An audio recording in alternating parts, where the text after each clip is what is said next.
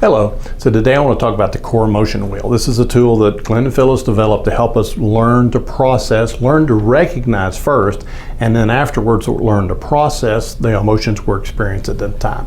So the idea is to be done regularly. Daily is great. It doesn't have to be.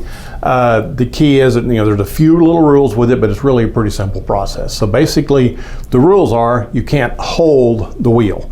So the reason for that is if you're holding the wheel, we have a tendency to do this, and that blocks out our person we're doing the wheel with. So that's one of the rules. The second rule is you can't interrupt. If you're the listener, the other person is processing their emotions, then you don't get a chance to interrupt. The only thing you can do is give some version of the ooh, that I hear you, I understand, I'm following you, I'm with you, I care about what you're saying. And then one of the things is that you try to keep it down to about 2 minutes each. So that's about 15 seconds per emotion, which is not very long. But again, it's just a learning curve to try to practice hearing and realizing what emotions I'm experiencing right now and sharing them with my partner or whoever else you're doing this with. Just a process of learning to do that. So 15 seconds per emotion, one person goes through all 8, they can't be interrupted, and then the other person goes through all 8 without being interrupted. And then you can dig into one later on if you want to, like, what was happening with that? That's kind of interesting. I didn't catch that. I missed something there. Help me with that. You can do that later, but you want to try to just, again, it's just a tool to learn how to practice recognizing your own emotions and processing them with someone else using the 8 core words.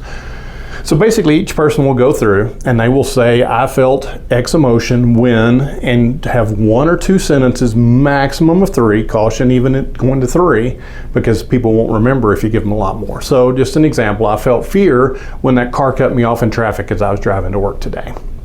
Now this can be something that happened recently. It can be something from a long time ago that just hits you right now, because whatever you're experiencing right now. So if you had fear when my parents had a huge fight when I was 4, that's fine if that's what's impacting you now. That's what comes out when you think about fear. And so you get a chance to do that. Or in rare occasions, as you're learning this particularly, sometimes you can't even think of something. So make something up. It's okay to do that even though it doesn't make a lot of sense. It really still allows you to help build in yourself the ability to recognize these emotions and process them. So that's the highlights of it. Again, I'll put a link to it here. There's a link in my website. You can find the actual wheel and just learn to practice this to learn how to experience your own emotions and then how to share them with other people. Till next time.